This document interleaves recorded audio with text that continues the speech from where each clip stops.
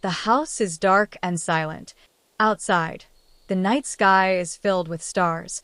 A soft kitchen light turns on. Amina stands at the stove, gently cooking, steam rising in the quiet air.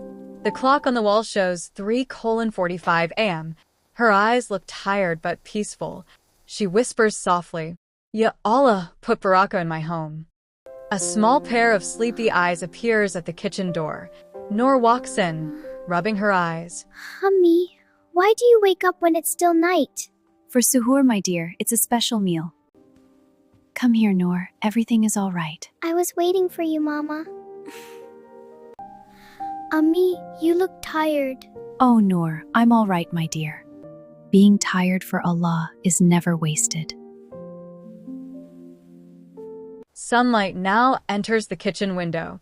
The house is quiet. Amina stands in front of the open fridge, a cold bottle of water shining in the light. She looks at it for a moment. Her throat is dry. Her face shows struggle, then strength. She slowly closes Allah the is fridge. watching. I can do this.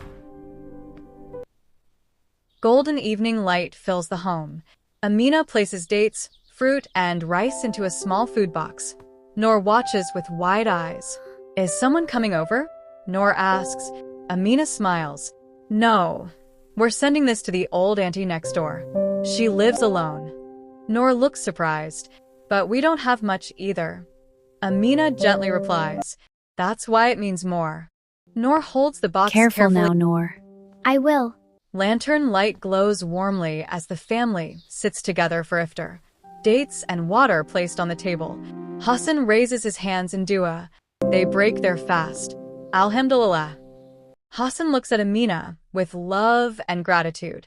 You make our home feel like Jannah. Amina smiled, not from tiredness, but from peace. The camera moves outside the home. Warm golden light shining from the windows into the peaceful night.